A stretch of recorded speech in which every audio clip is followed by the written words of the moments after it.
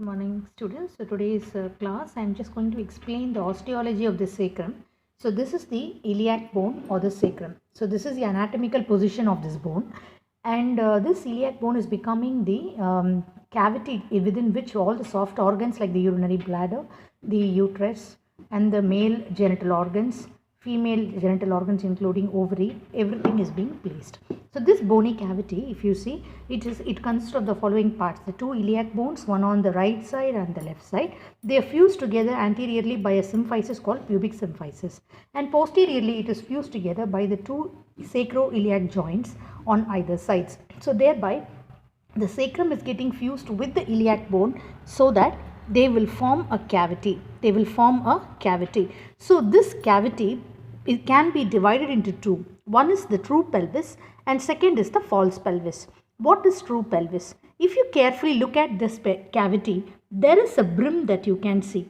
So this area which becomes the inlet of the pelvis is looking like a brim, isn't it? So the cavity that is located into this brim is called as a true pelvis, while the cavity that is located above or within the iliac fossa is called as the false pelvis.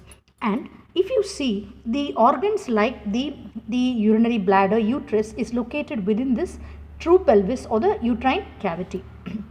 And to carefully see, the sacrum is also getting joined with another bone called as a coccyx, and this joint is called as a sacrococcygeal joint. So thereby this iliac bone has the pubic symphysis anteriorly, and this becomes the joint seen in the anterior direction. The two sacroiliac joints on the right side and left side, both the sides you have the sacroiliac joints that is seen on the posterior side. Then the sacrococcygeal joint is another joint which is located within the proximity or within the close attachments of the pelvic cavity. And the pubic area also consists of the pubic bone. This pubic symphysis is nothing but a joint between the pubic bone, and the foramen that you see here is called as the obturata foramen. Here you also find this area to be the pubic crest is a region that is seen on the upper end of the pubic symphysis. Is called as the pubic crest, and this region is called as the body of the pubis. It's called as what? The body of the pubis.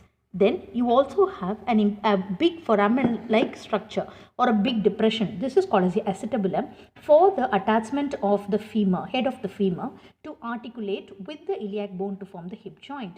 And this region, which is seen to be the upper crest of the iliac bone, is called as the iliac crest, and the iliac crest can be divided into the outer lip, the intermediate lip, and the inner lip.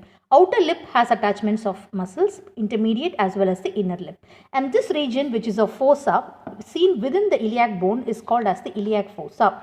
And this region of the sacral bone also consists of foramens called as a sacral foramen. And if you carefully note, this is the body where the sacrum gets attached with the L5. So whenever there is a fusion of the L5 with the sacrum, they call it a condition called sacralization. Sacralization is characterized by the fusion of L5 with the sacrum. This region, which is seen to be on the posterior side, is the sacral bone, and the sacral bone also consists of an opening called as a sacral hiatus. The sacral hiatus is nothing but the opening through which the spinal cord comes out with the like a bunch of nerves. The coccygeal nerve comes out through it, and it is also, you also have the coverings of meninges.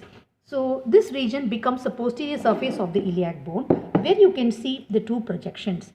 This for tuberosity, what you see is called as the ischial tuberosity bilaterally, and there are two spines called as the ischial spine. So this is again one ischial spine, this is again another ischial spine.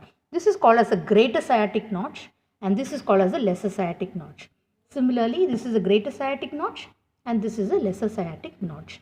Now the angle formed between, if you rotate the bone, and you can see that they are attached at a particular angle. The angle formed between the two pubic bones is called as the pubic angle. So the urinary bladder is located within the pelvic cavity. It is located within the pelvic cavity. So it is surrounded by the pelvic bone, and it is, if you see that anteriorly the urinary bladder has the pubic symphysis, posteriorly it has the rectum, and anterolaterally it will have a space called as the space of Retzius. This video will give you knowledge about the osteological part which is involved in the location of the urinary bladder. Thank you.